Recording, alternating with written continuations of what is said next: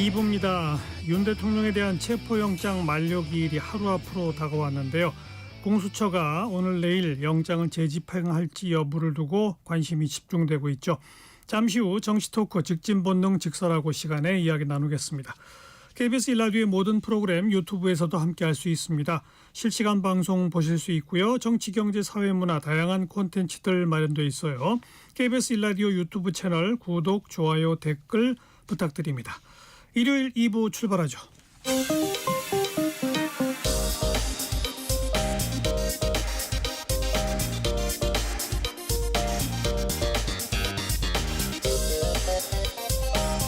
팩트체크 진짜 뉴스 정관용의 시사본부 KBS 1라디오 들어보면 압니다.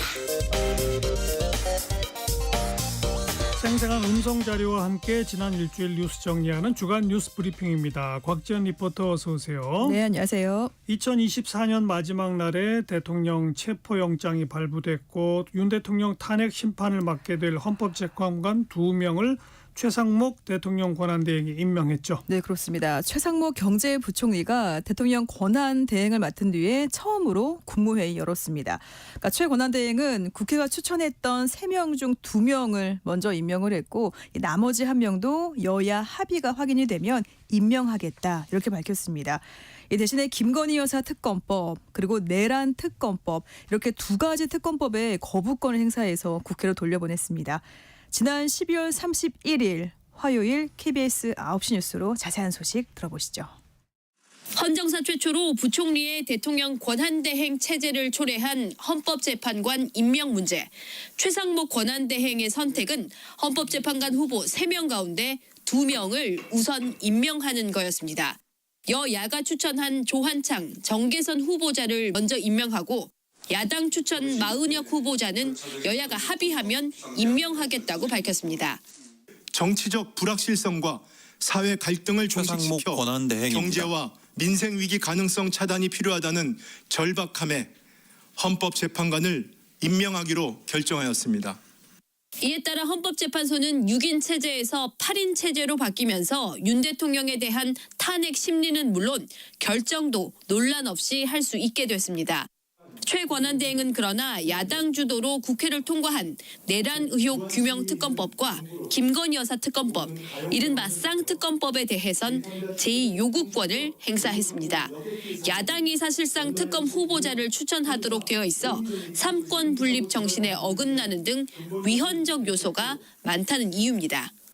위헌성이 해소되지 않고 국익과 국민의 기본권 측면에서도 우려가 많은 법안들을 그대로 공포하는 것이 과연 책임 있는 자세인지 수없이 고민했습니다. 최 권한대행은 그러면서 정치권의 특검법의 위헌성 문제를 풀어달라고 요청했습니다.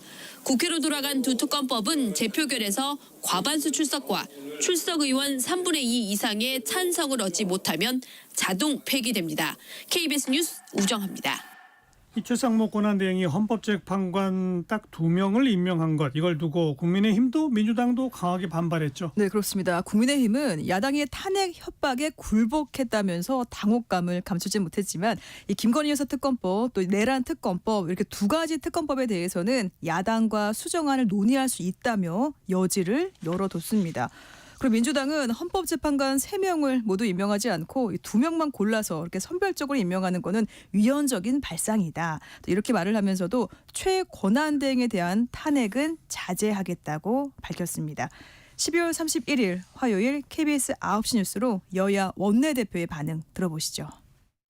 최 권한대행의 헌법재판관 임명 불가 입장을 거듭 강조한 국민의힘. 하지만 최 대행이 후보자 2명의 임명을 발표하자 강한 유감을 표명하며 반발했습니다. 대통령 탄핵을 소추한 국회가 재판 주체인 헌법재판관을 추천하는 자체가 헌법에 위배된다는 겁니다. 탄핵 협박에 굴복하여 헌법상의 권성동 국민의힘 원내대표입니다. 원칙을 희생시킨 것입니다. 잘못된 선례로 남을 것입니다. 국무회의 직전까지도 임명을 예상하지 못했다며 당혹해하는 분위기가 역력합니다. 임명 결정 후 의원총회를 연 민주당은 국회 추천 몫을 일부만 골라 임명한 건 위헌적이라고 비판했습니다. 즉시 나머지 1명도 임명하라고 촉구했습니다. 삼권 분립에 대한 몰이해이고 박찬대 위헌적인 민주당 원내대표입니다. 발상입니다. 권한대행이 선별 거부하는 것은 옳지 않습니다. 그러나 최 대행에 대한 탄핵 추진 사유는 충분하다면서도 자제하겠다며 한 발 물러서는 모습입니다. 또 당 일각에선 8인 체제로 탄핵 심판이 빨라지고 인용 가능성도 커졌다며 최악은 아니라는 분위기도 있습니다. 막판까지 재판관 임명을 반대한 거로 알려진 대통령실은 공식 입장을 내진 않았습니다. 최권한대행의 제2 요구로 국회로 돌아온 쌍특검법에 대해 국민의힘은 독소 조항을 제거한 수정안의 전제로 야당과 협상 가능성을 열어놨고 민주당은 특검법 거부는 내란 동조라며 이른 시일 내에 특검법 제2결을 추진하겠다고 밝혔습니다. KBS 뉴스 이희연입니다. 내란 우두머리 혐의로 윤석열 대통령에게 체포영장이 발부됐죠. 이 현직 대통령에 대한 체포영장 헌정사상 처음이에요. 네, 지난해 마지막 날이었던 12월 31일 오전 9시 30분쯤 윤석열 대통령에 대한 체포영장 그리고 한남동 관저 수색영장이 발부됐습니다. 영장에 적시된 혐의는 내란 수괴 혐의입니다. 지난 월요일 KBS 9시 뉴스 여소연 기자의 보도 들어보겠습니다. 고위공직자 범죄수사처와 경찰 등이 참여한 공조수사본부는 오늘 오전 9시 반쯤 윤석열 대통령에 대한 체포영장이 발부됐다고 밝혔습니다. 공조본이 서울 서부지법에 체포영장을 청구한 지 33시간 만입니다. 현직 대통령에게 체포영장이 발부된 건 헌정사상 처음입니다. 윤 대통령의 체포영장에는 내란 우두머리 혐의가 적시됐습니다. 법원은 정당한 이유 없이 수사기관의 출석 요구에 응하지 않았다는 점과 죄를 범했다고 의심할 만한 상당한 이유가 있다는 사유로 영장을 발부했습니다. 지금까지 3차례에 걸쳐 정당한 이유 없이 공수처의 출석 요구에 응하지 않았다는 점, 또 윤 대통령에게 내란죄를 의심할 만한 정황이 있다는 것을 인정한 겁니다. 법원은 공수처에 내란죄 수사권이 없어 체포영장 청구는 불법이라는 윤 대통령 측 주장도 받아들이지 않았습니다. 영장이 발부된 뒤 윤 대통령 측은 받아들이기 어렵다는 입장을 내놨습니다. 공조본은 체포영장의 집행 방식과 시점에 대해서는 신중하게 여러 상황을 검토해서 결정하겠다고 밝혔습니다. KBS 뉴스 여소연입니다. 그런데 그 체포영장의 집행은 경호처의 강력한 저항에 막혀서 무산됐죠. 네, 이 비상계엄이 선포된 지 딱 한 달 만이고요. 이틀 전인 지난 3일 이 공수처가 윤석열 대통령에 대한 체포영장 집행에 나섰습니다. 네, 검사, 또 수사관, 또 경찰이 대통령을 체포하려고 관저로 들어가려고 했지만 대통령 경호처가 좀 완강하게 막아섰고요. 5시간 반 동안 이어진 대치 끝에 결국 영장 집행 중단됐습니다. 지난 3일 금요일 KBS 9시 뉴스입니다. 체포영장 발부 사흘째 한남동 대통령 관저 입구. 이른 아침부터 공수처 수사팀이 모여들고 곧이어 대치 상황도 벌어집니다. 공수처가 윤석열 대통령에 대한 체포영장 집행에 나선 겁니다. 현직 대통령에 대한 체포영장 집행은 헌정사상 처음입니다. 집행 인력은 이대환 공수처 부장검사 등 공수처 소속 인력 20여 명과 경찰 80여 명. 관저 주변 집회 참가자들의 질서 유지와 충돌 대비를 위해 경찰 2,700여 명도 투입됐습니다. 오전 7시 20분쯤 수사팀은 대통령 관저 앞에 도착했고 8시 4분 체포영장 집행이 시작됐습니다. 하지만 경호처 인력과 버스로 된 차벽 등에 가로막혔고 일부 몸싸움도 벌어지며 관저 앞 200m에서 수사팀은 더 나아가지 못했습니다. 경호법상 경호구역이라며 더 이상의 접근을 막은 대통령실 경호처. 결국 집행 시작 5시간 반 만에 공수처는 계속되는 대치 상황과 안전상의 이유로 체포영장 집행 중지를 선언했습니다. KBS 뉴스 위재천입니다.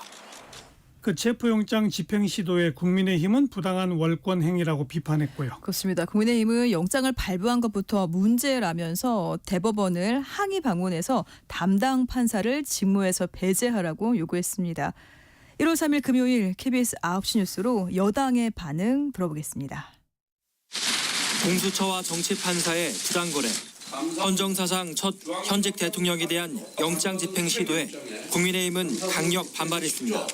내란죄 수사권도 없는 공수처가 영장을 내줄 판사를 쇼핑하듯 고른 뒤 무리한 수사를 벌였다는 겁니다. 그러면서 적법 절차와 불구속 수사 원칙을 지키라고 거듭 강조했습니다. 대단히 월권적인 부당한 행위였습니다. 국민의힘 비상대책위원장입니다. 앞으로 이런 시도는 절대로 있어서는 안 될 것으로 생각합니다. 영장 발부 판사에 대한 문제 제기도 이어갔습니다. 판사가 영장에 형사소송법 조항 예외를 적시하는 등 법률 조항을 마음대로 배제하고 삼권 분립 원칙을 위반했다며 해당 판사의 직무 배제를 대법원에 요구했습니다. 법률에 대한 판단할 권한은 주어지지 않았습니다. 유상범 국민의힘 법사위 사법의 판사입니다. 정치화라고 비난받아서 마땅합니다. 국민의힘은 다만 해당 판사에 대한 탄핵 소추는 하지 않기로 했습니다. 한편 국민의힘은 민주당이 소속 의원들을 내란 선전죄로 고발한 것에 대해선 이재명 대표 비판에 내란 딱지를 붙이겠다는 것이냐며 무고죄로 맞고발했습니다. KBS 뉴스 김민철입니다. 반면에 민주당은 공수처를 향해서 즉각 다시 체포에 나서라고 촉구했죠. 네, 민주당은 영장 집행을 막은 대통령 경호처 역시 내란 공범이다 이렇게 주장을 했습니다. 지난 3일 금요일 KBS 9시 뉴스 끝으로 들어보겠습니다. 체포영장 집행 불발에 더불어민주당은 공수처가 즉각 재집행에 나서라고 요구했습니다. 윤 대통령을 거듭 내란 수괴로 부르면서 법적, 정치적 책임을 다하겠다는 말은 새빨간 거짓말이었다고 비난했습니다. 발포 명령까지 내렸던 자가 박찬대 더불어민주당 법 원내대표. 집행을 회피하며 관저에 틀어박혀 숨어있는 모습에 크나큰 비애감마저 느낍니다. 집행을 가로막은 대통령 경호처는 내란 공범과 다름없다면서 즉각 현행범으로 체포해야 한다고 주장했습니다. 불발이 예상됐는데도 아무런 입장도 협조 지시도 내리지 않은 최상목 권한대행에게도 책임이 있다고 했습니다. 오늘까지도 강 건너 불구경으로 일관했습니다. 조승래 더불어민주당 수석 정부 대변인. 혼란을 수습해야 할 자신의 책무를 내팽개친 채 무책임한 행동입니다. 의원총회에서는 영장 집행을 포기한 공수처에 대한 질타가 이어졌고 재집행 시 경찰 인력을 늘려야 한다는 의견도 나온 것으로 전해졌습니다. 민주당은 박종준 경호처장 등 경호처 관계자들을 특수공무집행 방해 혐의 등으로 국가수사본부에 고발했습니다. KBS 뉴스 김진호입니다. 네, 여기까지 주간 뉴스 브리핑이었습니다. 곽지연 리포터 수고하셨어요. 네, 고맙습니다.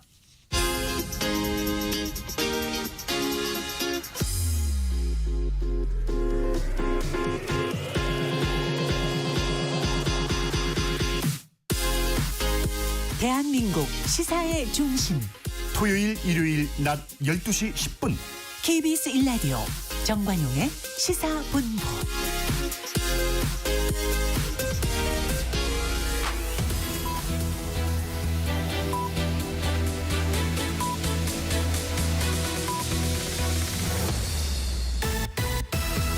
고두절미 각설하고 고고고 갈 때까지 가보자. 정관용의 시사본부.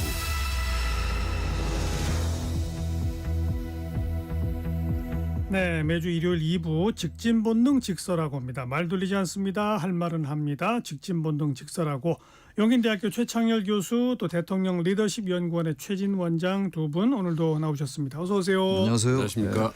자, 전반부 공통 질문입니다. 이번 주에 뜬 인물, 진 인물. 먼저 뜬 인물 최창열 교수. 글쎄 요즘 뜬 인물이 누가 있겠느냐는 생각이 들긴 드는데요.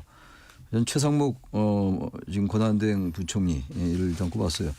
헌재 재판관 2명 임명한 게 나름대로 그래도 헌재가 6명으로 있는 상황이 대단히 불안정한 상황이고 불안정된 상황이었는데 그나마 그 부분을 채웠다는 데 의미를 부여했습니다. 물론 한 명에 대해서 마은혁 후보에 대해서는 임명 안 한 거 여야 합의가 안 됐다라는 이유로 그건 이유가 전 이해는 안 가요. 이해도 안 가고 특검은 또 거부하고 또 이 재판관 임명하면서 여야 균형을 취한 것 같아서 비판할 점이 있는데 그럼에도 불구하고 재판관 2명을 임명한 건 나름대로 의미가 있었다 해서 그냥 뜬 인물로 꼽아봤습니다.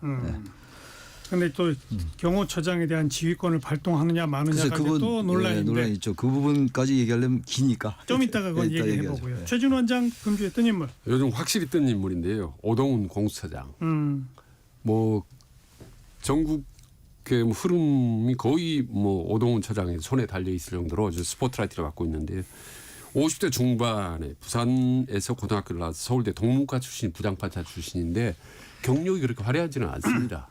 근데 뭐 그동안에 별로 주목을 못 받던 공수처 2대 처장 맞자마자 이번에 완전 확실히 본인의 존재감을 보여주고 있는 것 같습니다. 네. 근데 또 역시 논란이 있죠. 왜 이렇게 일찍 철수했느냐? 그다음에 경호처장 체포를 왜 단행하지 않았느냐? 뭐 이런 논란들. 네. 이것도 좀 이따 좀 얘기해 보고요. 자, 금주의 진인물 최창일 교수. 요즘은 진인물이 너무 많은데 일단 한 명만 꼽겠습니다. 전 윤석열 대통령이라고 생각해요. 일단 뭐 설명 안 하셔도 될 것 같습니다. 특히 제가 이렇게 진인물이라고 꼽은 이유는 그저께 그 주권 침탈 행위다. 그 메시지를 냈었잖아요. 편지. 네, 편지. 그리고 반국가 세력이 준동하고 있다. 따라서 나라가 위험에 처해 있기 때문에 끝까지 맞서 싸우겠다. 이게 뭐 도저히 어떻게 해석을 하려 해도 이해가 안 가서 진인물로 도저히 꼽지 않을 수가 없어서 제가 꼽았습니다. 최진 원장 금주의 진인물. 저는 윤상현 의원일 것 같습니다. 예, 뭐 얼핏 외형적으로 언론에는 떴지만 실제로 대국민 이미지라는 이런 부분에서는 저는 오히려 졌다, 타격이 더 많다라고. 5선 국회의원인데 뭐 윤석열 대통령 체포영장 뭐 집행할 때도 관저까지 들어갔더라고요. 예. 이거 참 특이하다. 이렇게 안건이 있었지만은 완전히 윤석열 대통령의 호위무사 겸 선봉장으로 완전히 작심하고 나섰구나. 근데 이 부분에 과연 정치 미래에 도움이 될 것이니 저는 도움이 안 될 거라고 보거든요. 네. 근데 상당히 무모할 정도로 종횡무진 맹활약을 하고 있는 것 같습니다. 그런데 졌다. 그죠? 진인물이다. 예, 그런 저는 졌다 보는 알겠습니다. 겉으로는 뜬 것 같지만 실제로는 저는 진 인물이라고 자, 보는 우리 거죠. 지난주에 이 시간 토론할 때 최창일 교수께서 아주 단언컨대 네. 그 체포영장 집행하러 가면 그 못 막는다. 네. 그렇게 단언컨대 말씀하셨는데 막았어요. 글쎄요. 꼭 기억해서 물어보시죠. 근데 아무튼 그 체포영장은 제가 청구될 거고 발부될 거다라고 말씀을 드렸고. 그리고 못 막는다 그랬거든요. 제가 못 막는다고 그랬죠. 근데 역시 제가 아직도 좀 나이브한 것 같아요. 아직도 제가 좀 많이 배워야 될 것 같고 그걸 또 느꼈는데 경호처에서는 왜냐하면 경호법이 있거든요. 대통령 등 경호에 관한 법률을 보면 분명히 경호의 정의가 나와 있어요. 생명과 재산을 보호하기 위한 거고 대통령의 신체에 위해가 가하지 않게 하기 위한 보호다. 예. 이게 나와 있거든요. 근데 체포영장을 집행하러 간 게 어떻게 생명과 재산에 위해를 가하는 거냐고요. 그러니까요. 그래서 저는 아무리 경호처라 하더라도 이 경호라는 건 정말 대통령이 불의의 기소를 받거나 신체에 어떤 위협을 느끼거나 이럴 때인데 이걸 그 반열에 같은 반열에 놓고는 하지 않지 않겠느냐. 그래서 못 막을 거라고 저 봤던 겁니다. 그러니까 어제도 저는 그런 얘기를 했는데 그 경호법을 자자구구 그냥 해석한다면 경호처가 체포 과정에서 할 일이 있어요. 네. 체포하는 과정에 불의의 신체 습격 같은 게 없도록 하면 되는 거죠. 네. 그 경호해야 되는 거고. 경호해야 되는 거고요. 그다음에 이제 강제로 구인되는 차량에도 경호원들이 같이 동행해야 되는 거고. 원래 그렇죠. 가서 조사를 받을 때도 옆에서 지켜야 되는 거고. 뭐 거기까지는 있을 수 있는 거죠. 이건 그 집행 자체를 막은 행위거든요. 그러니까 경호에 해당하지 않는 거죠. 그 정확히 나와 있어요. 대통령 등 경호에 관한 법률에 가장 처음에 경호의 정의가 딱 있다고 데피니션이. 거긴 그런 게 나와 있지 않다고요. 그러니까 이게 체포하는 과정에서 물리력으로 이제 물리력을 행사하거나 이럴 때는 경호할 수 있죠. 그게 아니잖아요. 이건 완전 원천적으로 막은 거 아닙니까? 전혀 다른 거죠. 그래서 이제 영장 출석하라고 얘기를 한 거죠. 경찰이. 근데 거기 불응한 건데 전 그래서 결국은 이 경호처가 막는데 한계가 있을 거라고 봤는데 박전준 처장은 그렇게 생각 안 하는 거죠. 충성 그 자체. 전 그래서 어떤 면에서 볼 때 이런 상황이라면 이건 사실상 대한민국의 사법 시스템 내에서 사법 체계 내에서 영장 발부가 영장 집행이 안 된 거기 때문에 이거는 경호처가 국가 기구로서의 경호처가 아니라 법률에 나와 있는 기구로서가 아니라 이거는 과거에 무슨 거기에 비교하기는 좀 그렇습니다. 왕조시대 사병집단 같은 거, 사조직 같은 거. 그렇지 않고는 이렇게 경호할 수 없는. 이건 경호의 의미가 아니거든요. 최준 원장 어떻게 보셨어요? 지난번에 제가 이제 약간 논란했던 기억이 납니다만 그거는 막을 거라고 하셨죠, 최준 원장? 예, 외람되는 그때도 이제 당위성이고 이제 희망사항이고 사실은 경호처가 작심하고 막으면 못 뚫을 거라고 집행 못할 거라고 제가 이제 그때 말씀드렸다시피 왜냐하면요, 경호처 다른 데가 아니라 경호처는 북한의 이렇게 대남 도발에 대비를 해서 완전히 특수 훈련을 받은 최정예 부대입니다. 실탄을 소지하고 있어요. 그러니까 이 경호처를 뚫으려면 무력 충돌이나 물리적 충돌 나가서 살상이 나올 수도 있어요. 그리고 이 경호처는 끊임없이 수시로 이렇게 정신무장을 합니다. 여러분들은 대통령 함께 가야 된다. 이렇게 생사를 같이 된다. 계속 정신무장을 하기 때문에 이게 그냥 단순히 법 집행으로 해가지고 이렇게 열어주고 이렇게 그럴 사안이 아닙니다. 그래서 오늘도 만약에 체포영장을 집행한다 하더라도 경호처가 작심하면 이거는 절대 뚫을 수가 없습니다. 살상을 좀 심하로 피를 보지 않는 그 정도로 이게 단단한 거기 때문에 어렵다. 더구나 어젯밤에 보니까 철조망까지 쳤지 않습니까? 예, 그랬다고 그러죠. 예. 그래서 이거 그렇다면 이 경호처를 누가 움직이느냐라거든요. 그럼 당연 지금 윤석열 대통령이죠. 예, 근데 지금 외형적으로 법적으로는 최상목 대행이 움직여 되어 있습니다만은 그렇죠. 실질적으로는 윤석열 대통령이 움직이고 있기 때문에 그렇죠. 뚫을 수 없다라고 제가 지난주에도 말씀드렸지 네, 않습니까? 네. 예. 그러니까 이렇게 버티는 윤석열 대통령과 경호처장의 논리가 뭐예요? 그러니까 버티면 되나요? 근데 이게 또 두 가지. 하나는 뭐 윤석열 법률 대리인이 이렇게 얘기를 했더라고요. 자, 지금 이렇게 몰려 있는 윤석열은 뭐 둘러싸인 약자? 예. 고립된 약자라는 표현을 썼더라고요. 그러니까 약간 국민들에게는 야, 이게 사면초가 모이고 대통령인데 정말 궁지에 몰릴 대로 몰린 안타깝다. 어떻게 보면 불쌍하다라는 일견의 그런 감성적인 요인을 자극하면서 동시에 자, 봐라 말이야. 강성 보스리요. 더 뭉치고 더 세게 나를 보호해달라는 메시지로 정치적 메시지. 거기 A4 용지 한 장짜리 편지에도 그런 내용이 들어있었던 거죠. 그렇습니다. 야. 그 얘기는 한마디로 그냥 법과 뭐 이런 거 다 무시하고 전 국민의 지금 뭐 거의 보니까 뭐 2.5 대 7.5 정도 되던데 그렇게라도 그냥 쪼개버리자 이건가요? 지금 그 명분은 있는 것 같아요. 나름대로 내세우는 명분이 영장이 불법하다는 거예요. 지금 불법 무효다. 공수처가 내란죄 수사 권한이 없다라는 주장이죠. 영장 자체가 불법이고 무효다라는 거고. 그건 그 사람들의 해석인 거고. 해석이죠. 법원은 인정을 했잖아요. 당연히 법원은 인정하죠. 그러니까 지금 윤석열 대통령 측이 경호처장도 그렇고 윤곽근 변호사도 그렇고 그 측들이 얘기하는 걸 보면 말이죠. 이건 완전히 법치국가를 부정하는 거예요. 법치국가 자체를. 그 대한민국의 사법 시스템을 완전히 부인하는 겁니다. 이제는 그야말로 갈 때까지 가보자라는 거예요. 그러니까요. 그렇지 않고는 이렇게 할 수가 없어요. 아무리 경호처가 훈련을 받고 최정예 부대로 하더라도 저는 이렇게까지 할 줄 몰랐던 거죠. 근데 만약에 박전준 경호처장이 아닌 말이죠. 다른 경호처장은 이렇게 하지 않을 수도 있어요. 경호처 요원들은 경호처 직원들은 결국 처장의 지시 지금은 따르는 거잖아요. 근데 이게 저는 글쎄 집행을 또 시도할지 모르겠습니다. 오늘 내일 또. 그리고 나중에 만약에 구속영장을 청구해서 구속영장이 발부된다면 그때 결국 구금을 해야 될 거 아닙니까? 그것도 거부하나요? 그거 거부할 수 있지 않겠어요? 이런 논리란 말이죠. 언제까지요? 글쎄 그러니까 저는 한계가 있다고 보는 거고 그래서 저는 경호처가 아무리 훈련받은 최정예 부대라 하더라도 한계가 있을 것이다. 저는 이렇게 보는 거예요. 그저께는 뭐 제 예상이 틀렸지만. 저는 참 이런 생각이 들어요. 지난 2년 반 동안 보면 윤석열 대통령이 참 정치 못한다. 이런 생각이 들었는데 최근 이 계엄정국 이후로 보면요. 야, 윤석열이 정치 참 잘한다. 이게 잘하는 겁니다. 이런 생각이 들어요. 제 역설적인 표현입니다만은 지금 투 트랙으로 전략을 하는 거야. 하나는 정치적으로는 철저하게 선동 정치를 한다. 내 강력한 지지자들에게 계속 메시지를 족지든 혹은 대외적으로 해도 계속 정치적 메시지를 던지고 다른 한편으로 법적으로는 철저하게 법률 만능주의로 간다. 말하자면 이런 말은 이제 죄형 법정주의를 철저하게 활용한다 말이다. 예, 법률 조항 하나하나 문제가 있으면 그걸 파고들고 그걸 물고 늘어지는 법률적 대응으로 하고 이 투트랙으로 정치적으로는 선동하면서 법률적으로는 하나하나 꼬치꼬치 물고 늘어지는 이 투트랙 정치.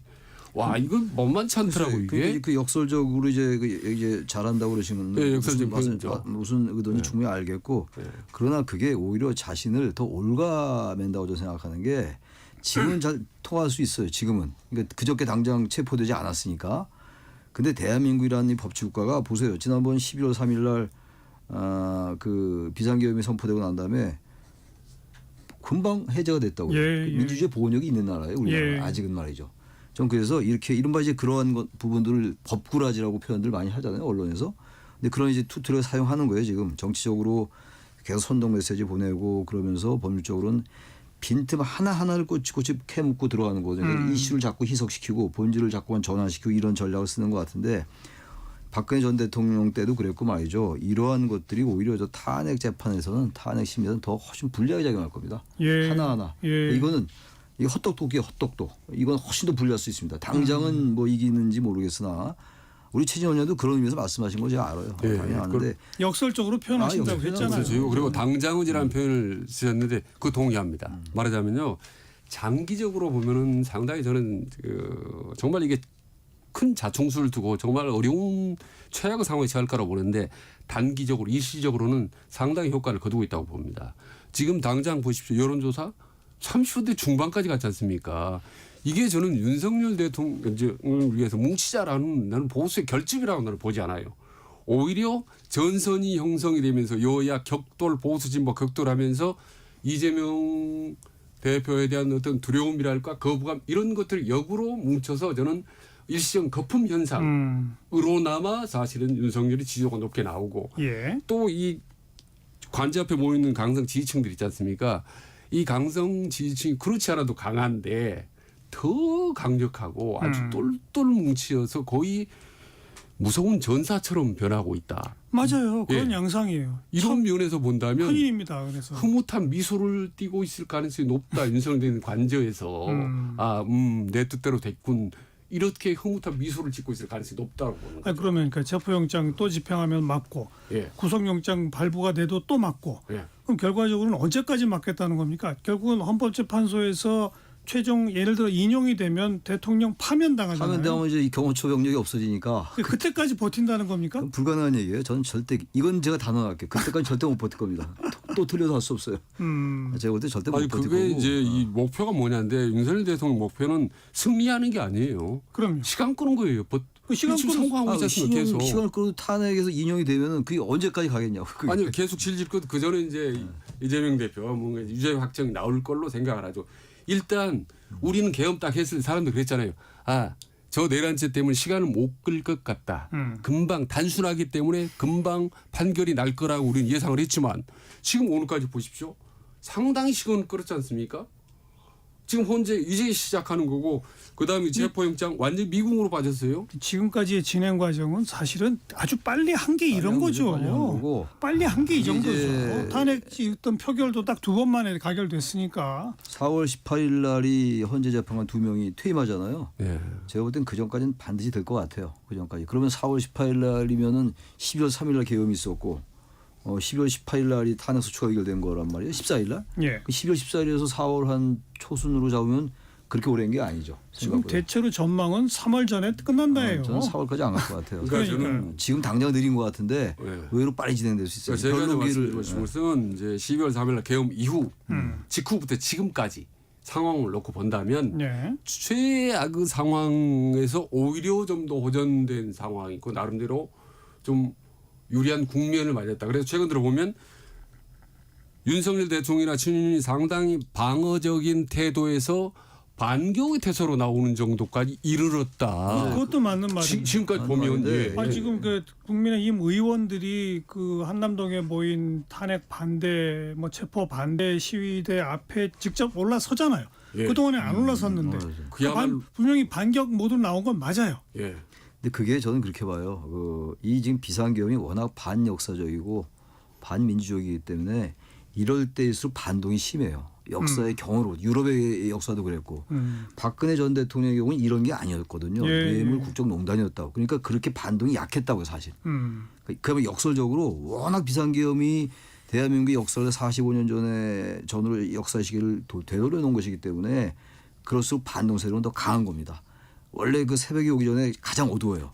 제가 볼 때 그래서 저는 이건 그야말로 한 줌도 안 되는 무리들의 최후 그야말로 발악이다. 이렇게 봐야 돼요. 저는 그럼에도 불구하고 이렇게 시간 끌기 버티기 전략이 좀 먹힌 이유는 나는 민주당이 상당히 좀 빌미를 줬다고 봅니다. 어떤 빌미요? 급하다 보니까 빨리 이게 결정을 봐버리고 이재명 대표의 사법 리스크를 단기간 동안에 많이 만회하려고 이 급하다 보니까 약간의 상당히 좀 무리수비를 들게 되는. 이를테면 예를 들면 한덕수 대행 탄핵도 조금 템포를 뒀었어야 되는 건데 너무 급하게 밀어붙이는 거. 그다음에 최상목 대행도 섣불리 압박을 했지 마치 탄핵할 것처럼 거기다가 또 최근에 여러 가지 뭐 공수처라든지 공수처의 뭐 소관이 있다는 이런 저는 이제 그 큰 문제는 없다고 보는데 자꾸 이제 이런 뭔가 서부지법에서 영장을 발부하려다 이런 꼬투리를 자꾸 주게 되고 급기야 이번에 이제 탄핵 소추문에서 내란죄를 철회한 것이 저는 이게 큰 흐름 속에서는 정말 별 문제가 아니라고 생각하는데 불구하고 상대방으로 하여금 국민힘으로부터 반격할 수 있는 빌미를 저는 제공했다고 보는 겁니다. 급하다 보니까 마음이. 자, 아무튼 그래서 지금 뭐 거리에서까지 팽팽히 맞서고 물론 뭐 수적 차이는 분명히 있습니다만 극한 대립으로 지금 치닫고 있는데 공수처의 다음 선택은 어때야 한다고 보십니까? 더 뭐 예를 들어서 200명이 막아섰다니까 그럼 경찰 병력 한 2,000명을 동원해서 뚫어야 되는 겁니까? 아니면 뭐 그냥 구속영장 청구 쪽으로 넘어가야 되는 겁니까? 어떻게 해야 되는 거예요? 두 분은 공수처한테 제안을 한다면 어떻게 하시겠어요? 지금 청구하는 게 나을 것 같아요. 구속영장. 구속영장으로. 지금 집행을 못할 것 같아요. 지금 이 상황이라면 경호처장의 생각이 이렇게 확고하단 말이죠. 최상목 권한대행이 경호처에 그 저지를 풀어라. 이렇게 지시하기 전까지는 말이죠. 예. 그렇게 지시해도 안 들을 수 있을 것 같아요. 박성준 처장이 그야말로. 권한대행이 지시해도? 해도 안 들을 수 있을 것 같아요. 지금 이 행태로 볼 때. 근데 만약에 지시하면 듣겠죠. 그런데 권한대행은 왜 지시를 안 할까요? 이번에 권한대행의 행동을 보면 제가 아까 긍정적인 평가를 했습니다만 대단히 애매한 태도를 취했잖아요. 헌법재판관도 말이 안 되는 얘기거든요. 똑같은 3명이 여야 합의돼서 나온 재판관들을 후보들을 마은혁 후보에 대해서는 임명을 안 했잖아요. 그 논리는 여야 합의가 안 됐다라는 얘기인데 아마 그 최상목 대행도 알 거예요. 이게 말이 좀 안 된다는 논리라는 거 알 것 같은데 그래서 제가 볼 때는 이거 지금 집행을 해서 또 보여주게 해봐야 의미가 별로 없을 것 같아요. 그야말로 또 오늘이 될지 내일이 될지 모르는데 그러면 만약 오늘 내일에서 안 되면 영장을 재청구한다. 체포영장을. 그건 별로 의미가 없고 어차피 이렇게 된 거 구속영장 청구해서 그 지금 얘기는 법원에 가서는 얘기를 하겠다는 거 아니에요? 지금 그런 얘기가 흘러나오고 있어요. 대통령. 그것도 모르죠 또. 모르죠. 근데 어제 구속영장을 청구함으로써 법원에다 공을 넘기는 거죠. 법원의 심사를 받게 하는 거고 저렇게 안 나오겠다는데 무슨 수를 맡겠어요. 무력을 갖고 있는데 진짜. 제가 볼 땐 물론 당연히 당위적으로 볼 때 국가의 공권력이 말이죠. 체포영장 자체가 집행되지 않는 현실 이건 도저히 받아들이기 어렵습니다만 현실이니까. 최준 원장은 공수처인데 어떻게 하라고 제안하시겠어요? 일단 공수처는 딜레마에 빠졌습니다. 현재 바로 제2차 체포영장 발부하기는 집행하기는 힘듭니다. 사실 철조망을 지금 완전히 경호처에서 비상 걸린 상태에서 어렵고 두 번째는 이제 공수처에서 구속영장 청구하는 거지 않습니까? 그런데 이것도 발부할지도 여부입니다. 미지수입니다. 이게 지금 어려울 것 같아서 서부지법에서 지금 체포영장도 발부하는데 이 발부할지 그리고 구속영장을 발부하더라도 또 거부하면 불응하면 똑같은 상황이 반복되기 때문에 어차피 이제는 공수처 역할을 할 만큼 했고 상당히 딜레마에 봉착했다. 따라서 할 수 있는 길은 두 가지로 하나는 검찰이 속도 있게 재건 여러 가지 그 혐의들이 지금 나오지 않습니까? 구속 정황들이 이걸 계속 쏟아내야 됩니다. 얼마나 무지막지한지 무슨 실탄을 무슨 4만 7천 발을 준비시켜 놓고 이런 정말 말도 안 되는 이 계엄에 대한 추가 물증들이 속속들이 빨리 수사를 통해서 내면서 동시에 헌재가 속도를 내야 되죠. 더 지금 뭐 이미 뭐 일주일에 2번씩 변론기일 작정을 했었습니다만 이미 다 날짜를 잡았습니다. 훨씬 더 속도 있게 소환할 걸 하고 헌재가 빨리 움직여야 됩니다. 헌재가 검찰하고 투트랙으로 같이 움직이면 더 이상 뭐 상황이 그러면서 전반적으로는요. 저는 헌재나 공수처나 검찰이 해야 될 게 뭐냐면 자꾸 법률적으로 말이죠. 그 논란하고 다툼을 하다 보면 본질이 흐려지거든요. 이 계엄이 얼마나 이게 무시무시하고 얼마나 이게 잘못된 건지를 수시로 정확하게 이게 인식을 시켜줘야 되는 국민들에게 이를테면 체포영장 집행할 때도 국민들의 그러니까 바로 그런 맥락을 지금 국회 측도 따르고 있는 거예요. 그러니까 지난번 박근혜 대통령 탄핵 때도 당시 이제 권성동 법사위원장이 단장이었으니까 여러 가지 형법 위반 사건들을 싹 빼고 그냥 헌법 위반 재판으로 이끌어간 것과 똑같이 이번에도 내란죄 형법 위반 여부는 싹 빼고 쿠데타 즉 계엄이 얼마나 헌법 위반인지 요 위주로 다투겠다. 그게 맞는 겁니다. 라고 하는 전략을 세운 거고 그 전략을 헌법재판소가 일단 받아들인 거거든요.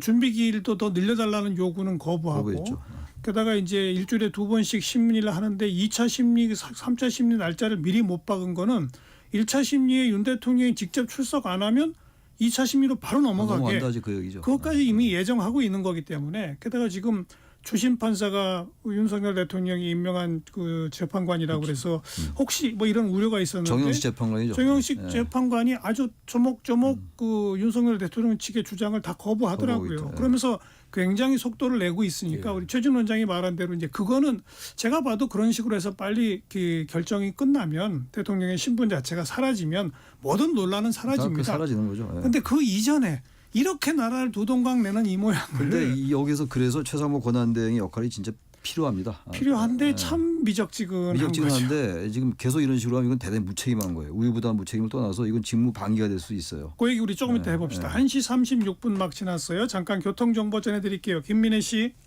네, 시각 교통 정보입니다. 지금 강원권에서 서울 쪽으로 향하는 차들이 늘면서 정체 이어지고 있는데요. 서울 양양고속도로 서울 방향으로 인제에서 내촌까지 정체, 남춘천에서 가평 휴게소까지는 12km 더디게 지나고 있습니다. 서종에서 화도분기점까지는 8km 주춤하고요. 영동고속도로 인천 쪽은 평창 휴게소에서 둔대 터널까지 14km 어렵습니다. 여주에서 여주 분기점까지는 5km 더디게 지나고 있고요. 논산 천안고속도로 천안 쪽은 정안 나들목에서 정안 나들목 인풍교까지 막힙니다. KBS 교통정보센터였습니다.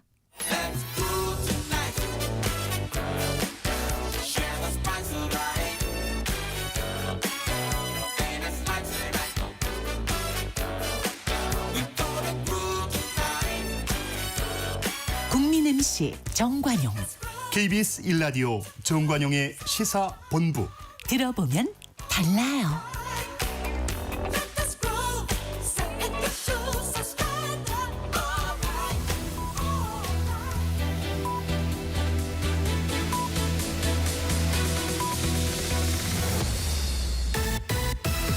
직진 본능, 직설하고 고고고. 뒤돌아보지 않습니다. 정관용의 시사본부. 매주 일요일 2부 직진본능 거두절미 각설하고 직진본능 직설하고 맞군요. 일요일 코너는 용인대학교 최창렬 교수, 대통령 리더십연구원의 최진 원장 두 분과 함께하고 있습니다. 후반부 공통질문 이번 주에 가장 핫했던 말 한마디 최창렬 교수.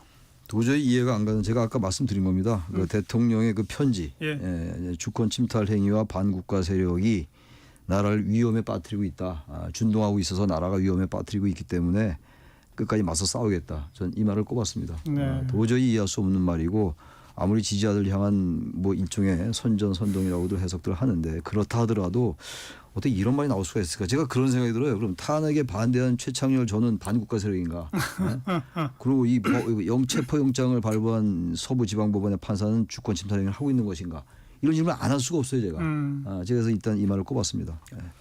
최준 원장 금주의 한마디. 그 민주당 중진 의원이라고 하는데 익명으로 나왔더라고요. 그런 말을 했어요. 지금 민주당에는 이재명 대표 외에 잠룡도 없다. 그러니까 잡단용도 없다라는 겁니다. 그러니까 차기 대권 지지율에서 이재명 대표가 압도적으로 1위를 달리고 있고 나머지 후보들이 전부 한 자릿수에 불과한 이런 걸 얘기한 것 같은데 저는 그렇게 해석을 하고 싶어요. 지금 요즘 같은 정말 혼란한 전국에 좀 뭔가 좀 시원시원한 대국 메시지 그리고 뭔가 좀 중립적 견지에서 대안을 탁탁 제시해 줄 수 있는 그런 차기 지도자감이 너무 없다. 어떻게 보면 요즘 뜰 수 있는 최고 찬스거든요. 근데 여야 통틀어서 다 말하는 거 보면은 뭐 고만고만하고 어느 한쪽으로 치우쳐 있지 제대로 좀 딱 눈길이 가는 지도자감, 자기 대통령감이 잘 보이지 않는다라는 말씀을 드리고 싶습니다. 아까 최창렬 교수가 워낙 그 어이없는 일이 터지면 또 거기에 대한 반발도 또 어이없이 커진다 이런 표현 쓰신 워낙 말이 안 되는 계엄을 지금 어쨌든 저쪽에서는 그 말이 안 되는 걸 말이 된다고 주장해야 되는 거잖아요. 그래서 살아남는 거니까. 이러다 보니까 예. 논리적 싸움이 아니라 무대뽀식 싸움이 돼버린 그런 예. 양상. 예, 그렇죠. 예. 이러다 보니까 지금 경찰에 따르면 뭐 최상목 권한대행한테 흉기 휘두르겠다. 권성동 원내대표 주변에 폭발물 설치하겠다. 뭐 이재명 대표 살해하겠다. 뭐 이런 협박들이 막 여기저기 나온다는 거 아닙니까? 이 나라가 정말 이렇게 가도 되는 겁니까? 근데 이러다가 이게 이제 이렇게 하나 현상이거든요. 현상인데 이게 금방 다 진압이 될 겁니다. 아마. 이게 기본 가닥이 지금 가닥은 잡혀 있는데 본질적인 가닥은 분명히 잡혀 있는 건데 예. 거기에 지금 너무 지엽적인 문제를 가지고 계속 저항하고 있는 거거든요. 그 저항을 하다 보면 그런 인물들이 생기기 마련이에요. 그건 원래 이 우주의 이치가 그래요. 우주의 이치가. 대한민국의 이치가 아니라 우주의 이치가. 그래서 저는 그런 지엽적인 거 금방 다 진압될 것이고 정리될 것이고 중요한 건 어쨌든 간에 지금 헌재가 빨리 심리를 해야 돼요. 아까 최진 원장 말씀처럼 다들 말씀하시는 겁니다만 지금 벌써 6개 잡아놨잖아요. 변론기를. 노무현 전 대통령 때는 7번밖에 안 했어요. 변론기를. 예. 그리고 박근혜 전 대통령의 경우도 17번 하고 바로 중국 심판했어요. 그러니까 이거 생각보다 빨리 끝난다고요. 4월 전에 당연히 끝날 것이고. 그래서 지금 이게 아까 제가 새벽이 오기 전에 가장 어둡다는 말씀드렸잖아요. 이게 그런 거라고 봐요. 이거 도저히 이거 한계가 있을 겁니다. 이렇게 경호처장도 이렇게 저항하는 것도 그렇고 얼마나 충성이 있는지 모르겠습니다만. 근데 이제 거기서 조금 아까 표현이 나왔던 그 대통령 권한대행이 이런 어떤 국가의 안정을 위해서 뭔가 좀 결정할 건 결정해줘야 되지 않느냐. 권한대행이니까 이럴 때는 경호처장에게 지시해야 돼요. 지휘권을 발동해야죠. 법이 진행되도록 하는 거니까. 그럼요. 법 질서를 만드는 거니까. 체포영장이 발부된 거는 그건 어쨌든 대한민국의 법원이 발부한 거거든요. 중앙지법이 했건 서부지법이 했건 대한민국 법원이 한 거잖아요. 예. 그건 시비거리가 전혀 아니에요. 그건 그 사실 체포영장에 관련되는 것도 아니에요. 그건 사실 팩트 체크가 안 되는 건데. 거기에 시비를 걸려면 체포 적부심을 할 수 있다는 거 따로 아니에요? 할 수 있어요. 그건 따로. 그러니까 사후적으로 할 수 있는 역시 거고. 법원에다 하는 거죠. 법원이 그 체포영장이 집행된 다음에 따로 하는 거예요. 준항고라는 주가 따로 있어요. 예. 지금 전부 어거지돼요. 전부 어거지고 그냥 힘으로 밀어붙이는 거고 이런 거라서 제가 볼 때 이를테면 최상목 그 대통령 권한대행 부총리께서 경호처장에게 막지 마시오라고 지시해야 돼요. 그런 임무입니다. 임무. 이건 이제 권한이 아니에요. 최진 원장 어떻게 보세요? 이 말도 안 되는 상황이 저는 절대 쉽게 진압될 것 같지는 않습니다. 예. 상당히 오래 갈 것 같고 그 전형적인 모델이 바로 미국 아니겠습니까? 트럼프하고 바이든 대결이 결국은 이 이른바 무장한 폭도들이 미국 의사당을 점거하는 최악의 사태가 갔었죠. 지구촌의 민주주의 제1등 국가에서 나왔다고 말해요. 우리나라는 그러지 말란 법이 없고 지금 이대로 가면요. 이 상황과 이 분노한 이 집단들의 규모 강도 점점 더 세지 이제 절대 저는 가라앉지 않을 것 같아요. 어느 한쪽으로 결론이 나오지 않습니까? 이를테면 탄핵이다 인용했다 헌재에서 그러면 저는 더 상황이 악화되고 만약에 기각된다 그러면 더 악화된다. 이 양극단 정치는 계속 갈 수밖에 없는데 그렇게 보고 정말 그런 데도 큰 우려가 되는데 다만 이제 그 과정에서 말입니다. 아까 최상일 교수 말씀한 대로 하는 그 법의 논란들이 있지 않습니까? 이를테면 뭐 공수처 소관 아니다. 헌재 형사소송법 110조 112조 1조 아니다. 뭐 최상무 경호조치해라. 뭐 이런 논란들을 정리해 줄 사람이 없이 그나마 유일한 기관이 저는 헌재라고 봅니다. 헌재. 그나마. 그래서 지금 우리가 해방 이후로 어떻게 보면 처음으로 특수한 상황을 맞고 있다고 보거든요. 과거 군사 독재가 아닌 이 민주화된 사회 속에서 말도 안 되는 상황을 그래서 헌재가 이런 부분들이지 않습니까? 법의 논란들 이런 이 법으로 빠져나가는 이런 행위들을 순간순간 정리를 해줬으면 좋겠어요. 명문화된 판결은 아닐지라도 국민들의 메시지를 내서 이거는 이를테면 공개적으로 최상목 대행이 경호처에 대한 공개적 입장을 밝혀주십시오라고 하면 되잖아요. 근데 보세요. 근데 그건 헌법재판소 재판관들의 권한이 아니죠, 또 사실. 아니, 의견은 얼마든지 있어요. 왜냐하면 그거는 위헌 여부에 대한. 좋은 얘기인데 지난번에 왜 6명에서 한덕수 총리가 임명을 안 했잖아요. 여야 합의로 보류한다. 말도 안 되는 소리 했는데 그때 헌재가 분명히 얘기했어요. 사무처장도 대법원에서 얘기하고 대법관 후보도 이건 임명해야 된다. 근데 안 하잖아요. 그러니까 지금 이건 말이죠. 지금 한덕수 총리도 그렇고 최상목 권한대행도 그렇고 너무 지금 양쪽 눈치를 보는 거예요. 특히 여당 눈치 너무 많이 봐요. 뭐가 그렇게 두려워서 눈치 보는지 모르겠는데 그나마 그 최상목 대행이 그 재판관 2명 임명해서 나름대로 8인 체제 갖춘 건 잘한 건데 그럼에도 불구하고 이럴 때 그야말로 유혈 충돌이 날 수 있는 거 아니에요? 지금 이런 상황에서. 그럼 이럴 때 권한대행이 이것보다 더 중요한 역할이 어디 있습니까? 근데 지금 2번이나 지금 요청한 거 아니에요? 공수처가. 예. 아무런 대답이 아직도 없어요.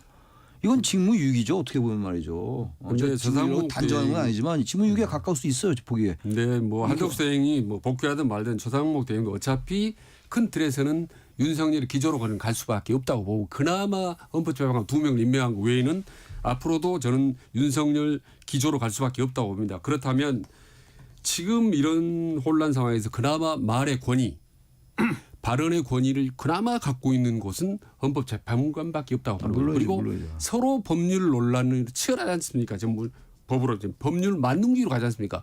법망, 폐기, 꼬투리 잡기 이걸로밖에 않기 때문에 결국 그거를 누가 정리해 줬습니까? 법을 아는 기관, 법을 제대로 정리하는 최상위 기관인 헌재가 특수한 상황인 만큼 이런 중요하고 민감한 상황, 결론을 내지 못한 상황에서는 의견을 내주면 예. 그거를 응하지 않는 경우는 국민들이 판단할 거라고 봅니다. 아, 헌재의 판단이 옳구나, 그러구나라는 것. 그다음에 저걸 정당한데도 불구하고 여가 혹은 야당이 응하지 않는구나라고 국민들이 판단을 하기 훨씬 쉬울 거라고 봅니다. 아니, 만약 헌재마저 침묵을 지켜버리면요. 맞는 말씀이고 그래서 헌재도 그 조금 아까 말씀하신 뭐 최상목 권한대행의 경호처에 지시해라 뭐 이거는 제가 보기엔 좀 헌재 그 논란의 대상의 좀 바깥이라고 보고 대신에 여러 가지 지금 헌법 소원 심판들이 들어가고 있는 거 있잖아요. 예를 들어서 헌법재판관 임명 안 하는 것이 구인에게서 재판받을 권리를 침해하는 거냐 마냐. 그렇죠. 뭐 이런 헌법성에 대해서 곧바로 심리하겠다. 뭐 이런 자세를 보이는 걸 보면 헌법재판소는 지금 이 시기적으로 헌법재판소가 뭘 해야 하는지를 알고 계신 것 같긴 그렇죠. 해요. 권한쟁의 심판 같은 것도 빨리빨리 해주고. 그러니까요. 예, 그러면 그 시간이 오래 안 걸리거든요. 네. 효력적 이제 가처분 신청 같은 거 금방 할 수 있는 거거든요. 빨리빨리 정리해 나가고 그래야 되는데 최근에 특히 이제 그 여론조사 공정이라는 데서 여론조사한 게 많이 인용이 되더라고요. 대통령의 지지가 올랐다라는 거. 그래서 이제 뭔가 보수가 결집하지 않느냐 뭐 이런 얘기들이 많이 있어요. 분석 기사들이 언론에 많이 있던데 이것도 너무 과도하게 해석되는 경향이 있는 것 같아요. 그 아까 우리 최진 원장님 말씀을 잘하신 것 같은데 이재명 대표에 대한 약간의 트라우마가 있는 것 같아요. 그러다 보니까 보수가 이제 보수의 결집이라기보다는 거기에 대한 여러 가지 반감 때문에 오히려 뭉친다 뭐 이런 분석들이에요. 뭐 제 분석이 아니고 이건 언론의 분석들이고 이제 그런데 아무튼 그래도 이게 마치 이 비상계엄 이후에 이게 체포영장이 집행이 안 되고 이 부분 때문에 더 보수가 결집하고 이런 것이냐 자꾸 과도하게 포장되는 측면이 없지 않다고 네. 그건 제가 지적을 하고 넘어가는 겁니다. 네. 그러니까 지금 계엄이 어느 정도 나쁜 것이냐를 우리가 지금 논의하지 않습니까? 그게 내란죄까지 가느냐 아니면 내란 미수냐 정말 나쁜 거지만 이런 논의였지 않습니까? 근데 지금은 어느 덕분에 시간이 좀 흘러다 보니까 뭐 여야 대결, 보수 진보 대결로 가버린 거 이게 완전히 변질된 거죠. 그렇죠. 이 상황에서 힘을 얻은 국민힘이 발언이 나는 참 이게 공개라고 이게 온 국민이 지금 이 촉각을 곤두세우고 있는 문제는 이렇게 비아냥 그리고 조롱하는 말들이 있지 않습니까? 이를테면 권성동 대표가 무슨 공수처를 향해서 멸치가 뭐 고래를 삼키려고 한다든지 뭐 찐빵 없는 뭐 찐빵이라든지 그다음에 석동현 변호사 뭐라고 그랬습니까? 뭐 무식하면 뭐 용감하다 이런 표현들은요 정말 제가 볼 때 그 막가는 발언들이에요. 또 하나 얘기하시니까 지금 생각난 건데 권성동 의원이 뭐라고 얘기했냐면 최상병 수사도 못하는데 무슨 내란죄 수사냐 이래요. 맞습니다. 그 최상병 수사 누가 못하겠어요. 그 국민이 못하게 자꾸 방해했다고요. 사실은 그렇지 않습니까? 그리고 이제 와서 그 최상병 수사권을 들면서 당신들이 뭔데 하냐 이런 식의 얘기는 그건 적어도 다선 의원으로서 그거 그렇게 말하는 거 아니죠. 그러니까 국민의힘이 계엄 직후에 보여준 우왕좌왕 갈팡질팡 하던 모습에서 요즘은 뭐 아직 일사불란까지는 아니지만 그래도 상당히 반격적인 자세를 몇몇 지도부들이 지금 하고 있는 건 그게 반동입니다. 그게 제가 그걸 반동으로 정의 내리는 거예요. 그렇게 정리하신 제 나름대로 거죠. 이제. 네. 그러니까 이렇게 되면 대통령은 무대뽀로 버티고 국민의힘은 그걸 무대뽀로 편들고 그럼 이 나라를 좀 평안하게 조용하게 흘러가게 만들 주체가 정부 여당에는 전혀 기대할 게 없는 거예요. 없죠. 권한대행한테도 없는 거고. 권한대행에게 아마 그래도 엉거주춤하고 어제 있는 오늘 이제 보니까 오늘 봐야죠. 근데 그래도 2명 재판관 임명으로 봐서는 최상목 권한대행이 그나마 기대해 볼 수 있죠. 그래도 어째 대통령의 권한을 대행하고 있는 거니까 그렇지 않겠어요? 근데 거기까지고 그 후로는 또 계속 엉거주춤이거든요. 아, 그렇게 되면 이제 체포영장 집행에 대해서 참 저는 법과 원칙대로 잘 됐으면 좋겠다라는 말을 했다는 것 자체가 우습더라고요. 그렇죠. 그 말 자체가 안 되는 말이죠. 그렇게 되면 이제 국민 주권 원리가 발동될 수밖에 없고 아까 이제 극단적인 말씀을 좀 하셨잖아요. 전 그렇게까지는 안 갈 것 같은데 아까 이제 인용이 되더라도 문제고 기각이 돼도 문제다. 이제 그 이제 지지자들의 어떤 분노 이런 말씀하신 것 같은데 막상 인용이 되면 저는 하루 아침에 가라앉으라고 봐요. 그래서 제가 이 대목을 말씀드리면 지금 전국을 주도하고 있는 세력은 민주당이잖아요. 그렇지 않습니까? 민주당은 뭘 좀 할 수 있을까요? 지금 여기서 국정 안정을 위해. 민주당도 지금 이제 발언을 조금 자제할 편이 좀 있는 것 같아요. 지금 현재 어쨌든 간에 가장 그 힘이 센 집단이 민주당인 거 맞아요. 예. 맞는데 게다가 지금 여야 통틀어 압도적인 1위가 지금 이재명 대표 아닙니까? 예. 누구나 자타가 공인하는 거고 그렇다면 지금 이 상황에서 과하게 탄핵 심판을 빨리 하려는 듯한 인상을 주는 건 맞지 않은 것 같아요. 전략적으로도. 전 빨리 하는 게 맞다고 봐요. 불확실성을 해소해야 되니까. 그게 맞긴 맞는 전략인데 과하게 이재명 대표의 사고 리스크라는 게 분명히 존재하는 거 아닙니까?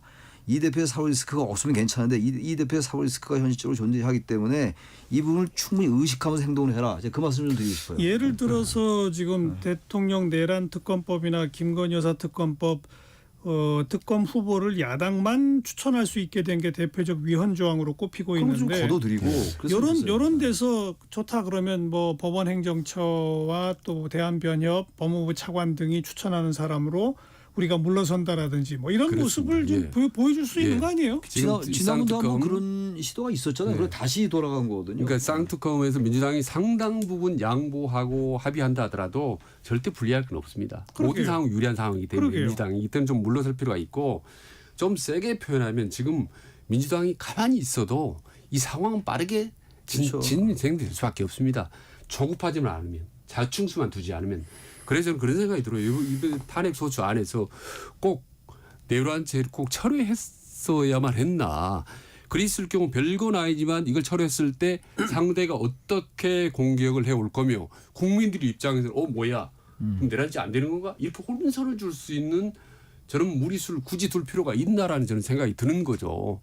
근데 이제 급하다 보니까 조급하다 보니까 빨리 하려고 이런 이제 자충수를 이제. 근데 이제 그거를 최진 원장은 그 조급해서 좌충수로 표현하셨습니다만 법조계에서는 문제가 없는 이건 그냥 거죠. 절차적인 문제일 뿐이지 무슨 시간 이런 거랑 관련 없다. 이게 그거거든요. 이게 이제 형사 재판이고 내란죄는 그리고 이제 그 탄핵 심판이라고 헌법 위반 여부를 따지는 거거든요. 예. 근데 단지 이제 형법 위반이 같이 이제 결부될 수 있죠. 근데 중요한 거는 이게 형법이 아니라 하더라도 헌법을 위반했으면 비상기업 분명히 나와 있잖아요. 헌법 77조에. 전시 사변 또는 이에 준하는 국가 비상사태. 근데 이제 지금 대통령이 얘기했던 그 야당의 탄핵 남발, 감사원장 탄핵 이런 감액 예산 이런 것들이 국가 비상사태라고 생각했는지 모르겠어요. 근데 그건 누가 봐도 그건 아니라고 보는 게 정설이고 그렇다면 이 기본적으로 헌법 위반을 따지는 것이기 때문에 내란죄 뺀 건 아무런 문제가 없는 거예요. 예, 그 동의하는데 그럼 제가 이렇게 역으로 여쭤볼게요. 그러면 만약에 우리 최 교수님한테 전략으로 자문을 구한다고 봅시다. 민주당. 자, 지금 이 탄핵 소추 상태에서 내란죄를 그대로 그냥 묻어도 가는 게 낫습니까? 아니면은 이 상태에서 철회하는 것이 더 전략적으로 유리할 것입니까? 물어본다면 저는 당연히 철회하면 엄청난 서로 역풍이 불 겁니다. 이렇게 빌미를 제공할 겁니다. 그러니까 늦고 불리하더라도 그냥 그대로 가는 것이 오히려 더 득이 더 많을 것입니다. 라고 저는 전략을 제안했을 거예요. 네, 오죽하면 야당 대표한테 국정 안정을 위해 여러분이 역할을 해라라는 말까지 지금 나오는 양각이 사실은 좀 우스운 일이에요. 그렇지 않습니까? 그렇죠. 야당이 정권을 다 가져라는 얘기나 마찬가지로 그 얘기가 바꿔 여건이 있는데 지금 집권 세력은 여당이거든요. 어찌됐든 그런 상황이 온 겁니다. 그래요. 그러니까 참 이럴 때일수록 정말 윤석열 대통령을 보면 참 많이 화가 납니다 정말. 그러니까요. 화날 정도가 아니죠. 말을 방송이니까 말을 잘 못해서 그런 거죠. 여기까지 합시다. 완전히 지하 벙커도 있고 탈출구도 있고 그거 알 수가 없어요. 원래 국방부 청사에 있기 때문에 그 안에서 어떤 모습으로 계실지. 여기까지 합시다. 대통령도 여당도 지금 뭐 권한대행 등등 정부도 국가와 국민을 위해 지금 아무 일도 못 하고 있는 그런 양상, 참 답답한 양상입니다. 자, 거두절미 각설하고 했어요. 영인대학교 시창열 교수, 대통령 리더십 연구원 최진우 원장 두 분 수고하셨습니다. 네, 고생하셨습니다. 임재범의 비상 들으시고요. 다음 주말 뵙죠. 안녕히 계세요.